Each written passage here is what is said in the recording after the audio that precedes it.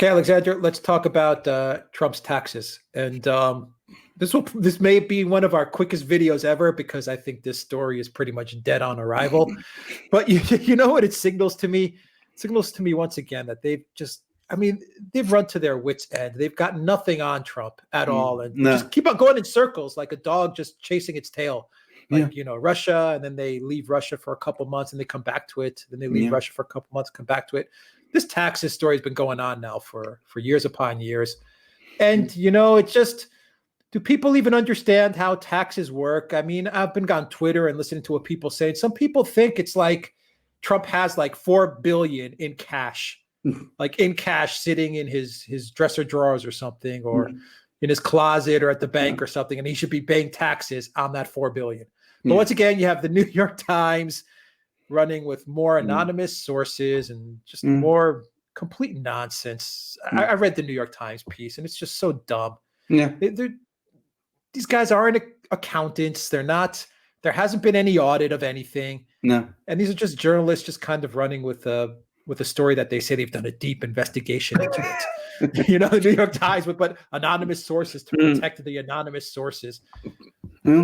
Anyway, this story has been dead on arrival, and I don't know if you have any thoughts on it. Well, I absolutely. I mean, very quickly. I mean, I agree with every point you've made. I mean, can I just say something? I mean, these are typical tax returns that you would expect from a very, very rich man who's got very, very good lawyers, very, very good accountants, and who is asset rich, very asset rich. That's very clear. But whose income stream is, what you would expect it to be. And I'm not going to go into the details of how people run their tax affairs. That's not my business. All I will say is that you're absolutely right. No one of the many people I have heard discussing this and who think there's some great story here seems to understand how taxes work or how accountants do their job. Minimizing your client's tax is what accountants are for. The IRS knows it. You must make no inferences from that whatsoever. And as it happens, if you drill down into the details, you find that Trump has actually paid an awful lot more tax than the New York Times is trying to say. But put all that aside, no evidence of wrongdoing, no evidence of illegality, no evidence of fraud, no evidence of connections to Russia, absolutely nothing.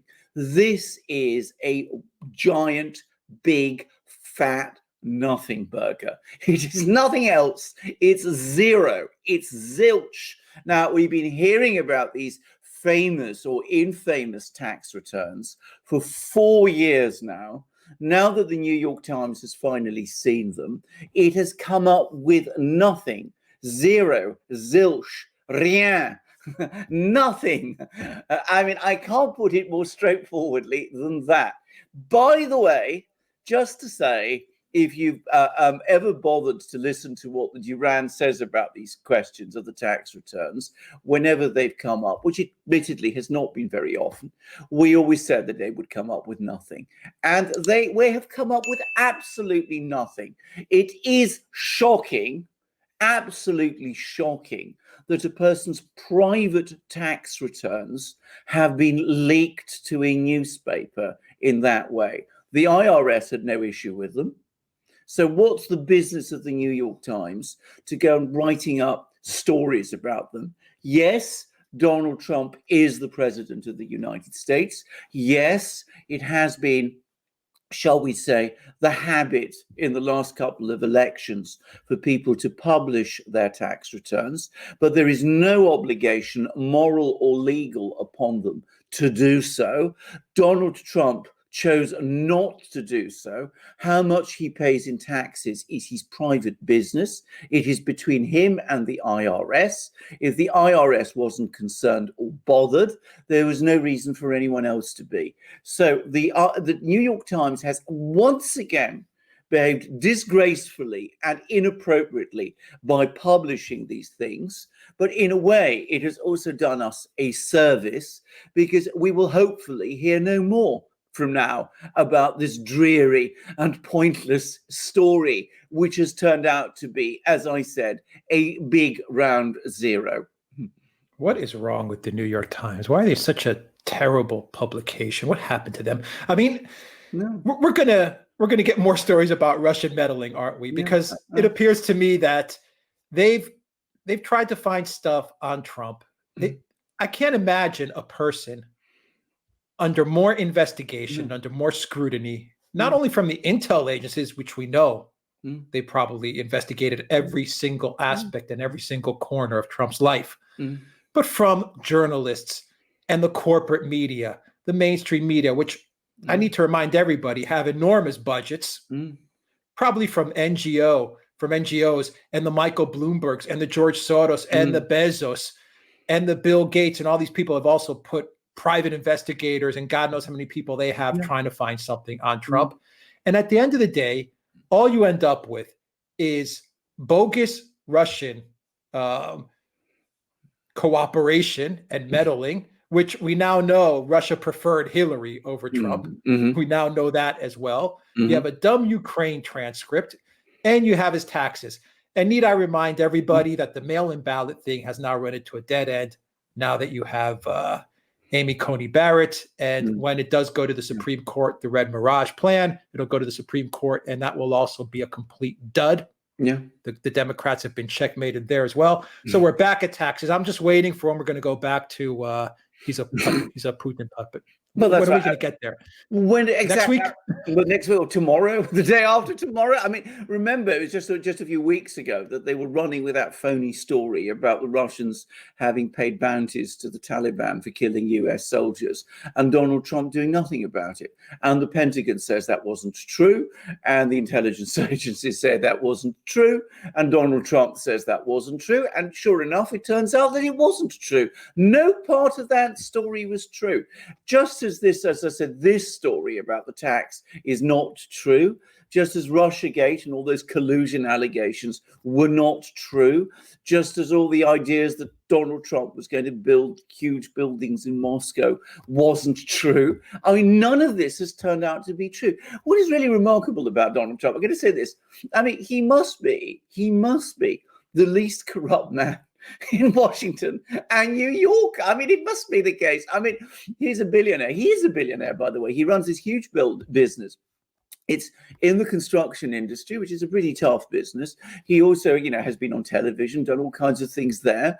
I mean, you would have expected something by now. And you're absolutely right. I mean, the Wall Street oligarchs, the tech oligarchs, the FBI, the CIA, the NSA, all the Democrat congressmen in the House of Representatives and in the Senate with their various teams, all sorts of other people, all the media, everybody have been investigating this man.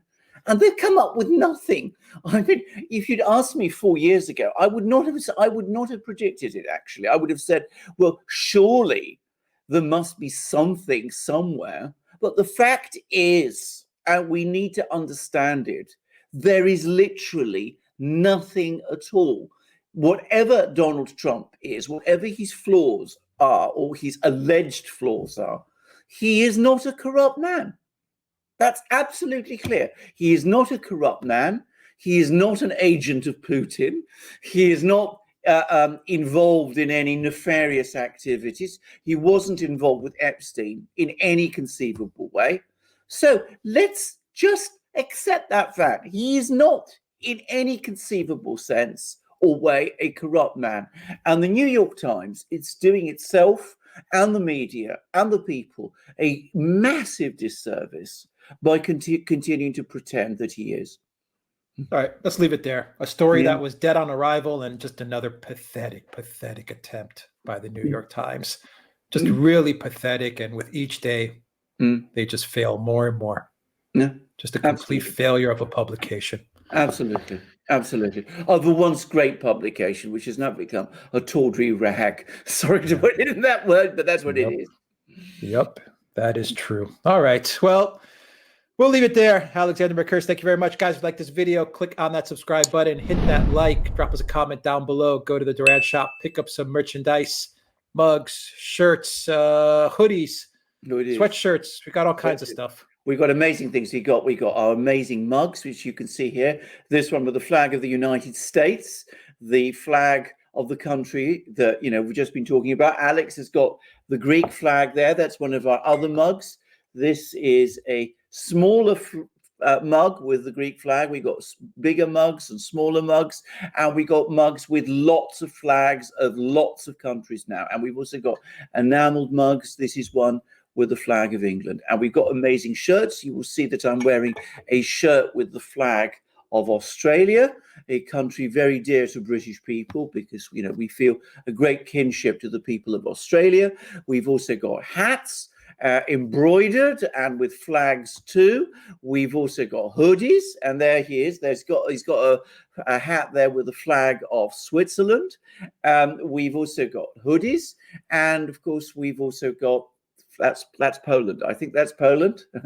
And we've also got of course our ebooks. So you can come to our shop, you can buy these things, you can support our heroically brave channel, which gives you the news as it is.